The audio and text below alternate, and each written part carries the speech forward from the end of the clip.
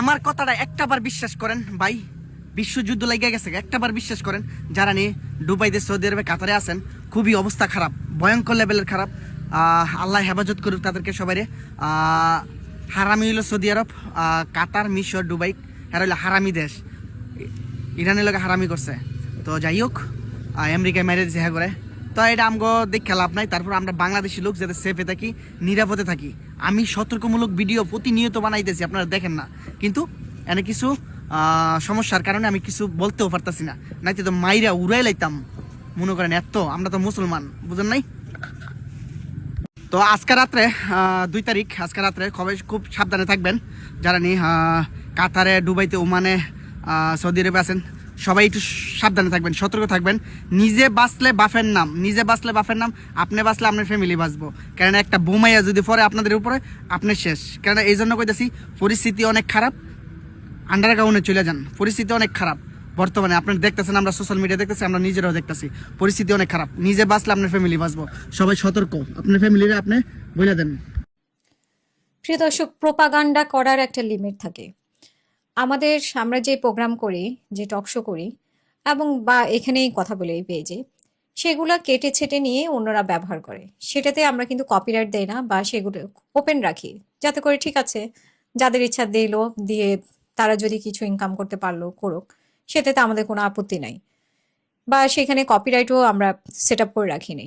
কিন্তু তাই বলে আমাদের প্রোগ্রামগুলোকে নিয়ে বিতর্কিত করা, এটা খুবই অপরাধ। তাও আবার নতুন আইজিপি, যিনি মাত্র জয়েন করেছেন, ওনাকে নিয়ে এত প্রোপাগান্ডা করা। আমার একটা টক শোতে আমার অতিথি মেজর জেনারেল অবসরপ্রাপ্ত ফজলুর রহমান, যিনি বিডিআর কমিশনের দায়িত্বে ছিলেন, মানে প্রধান ছিলেন বিডিআর কমিশন, তদন্ত কমিশনের, তিনি একটা কথা বলেছেন যে আগের আইজিপি সম্পর্কে, যে আগের আইজিপি নাম আছে সেখানে। নতুন আইজিপি যিনি আলী হোসেন ফকির সাহেব, ওনার নাম ওইখানে উচ্চারণ করা হয়নি। আর আমাদের যেদিন টক শোটা হয়েছে, ঠিক যেদিন ওনার মানে নিয়োগ হয়েছেন, উনি ওনার পদে বসেছেন, ঠিক সেই দিনে আলী হোসেন নতুন আইজিপি যেদিন উনি পদ পেয়েছেন, মানে আইজিপির পদটা পেয়েছেন, সেদিনই আমাদের টক শোটা করা হয়েছে। তো সেই দিন যে কথাটা বলা হয়েছে, যে আগের আইজিপি সম্পর্কে বলা হয়েছে।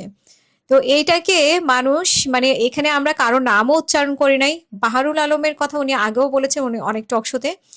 কিন্তু এখানে মানে আলী হোসেনের নাম কোথাও উচ্চারণ করা হয়নি। কিন্তু আলী হোসেনের ছবি দিয়ে সবাই আমাদের সেই অংশটা কেটে সবাই সোশ্যাল মিডিয়া ভাইরাল করছে।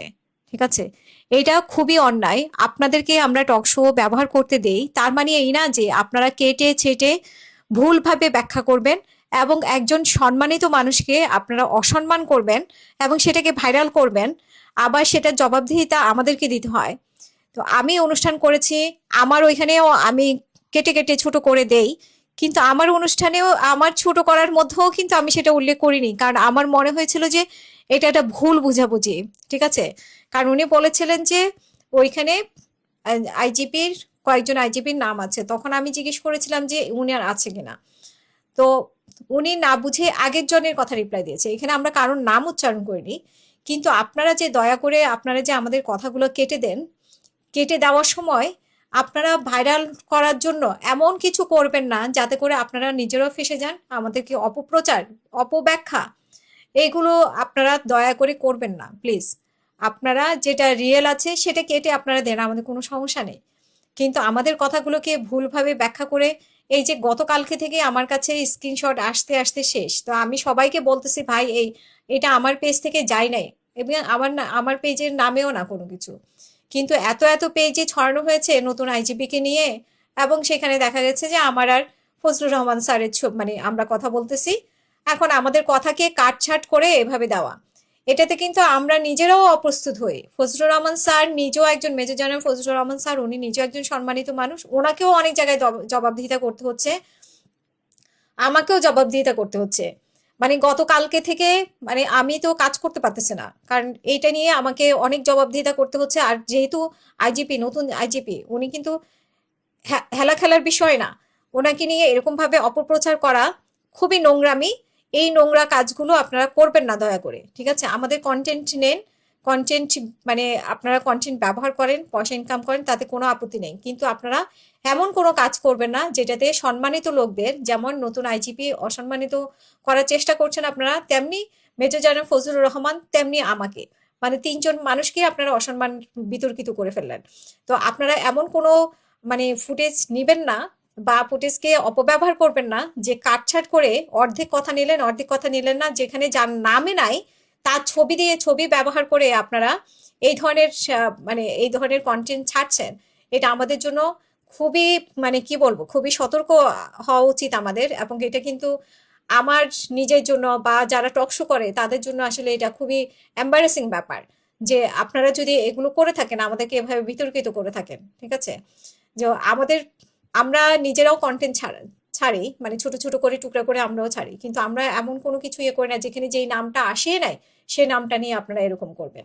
তা আমি দয়া করে, যারা এগুলো করেছেন তারা এই আইজিপির যেই কন্টেন্টগুলো দিয়েছেন আমার ছবি ব্যবহার করে, আমার কন্টেন্ট ব্যবহার করে, দয়া করে এগুলো ডিলিট করে ফেলবেন, না হয় কিন্তু আইজিপি আপনাদের ব্যাপারে ব্যবস্থা নেবে। আমি কিন্তু বলে দিয়েছি, যতগুলা পেজের স্ক্রিনশট আমাকে পাঠানো হয়েছে আমি সব পেজের ব্যাপারে বলে দিয়েছি যে আপনারা আইনগত ব্যবস্থা নেন, কারণ এটা আমার এখান থেকে যায়নি আর আমার কন্টেন্টেও এরকম কোনো কথা নাই।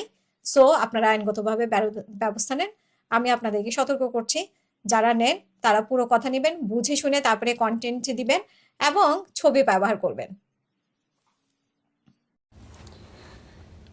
আচ্ছা, মানুষের জীবন কি এতটাই ঠুনকো?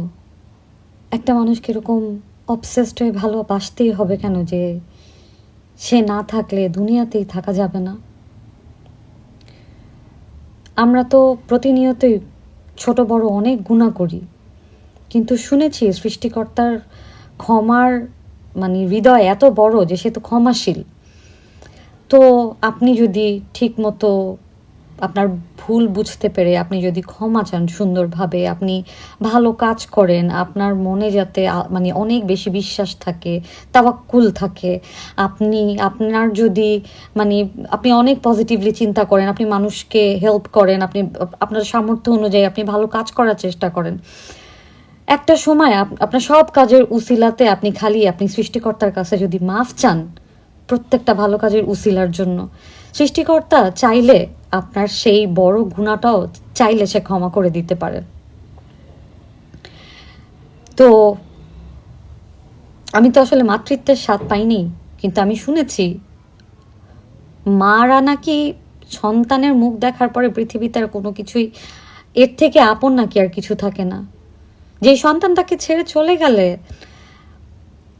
আচ্ছা এই সন্তানটা যতদিন বেঁচে থাকবে, ওর যে বেড়ে ওঠাটা, ও মা ছাড়া ও বড় হবে, ও যত ভালোবাসাই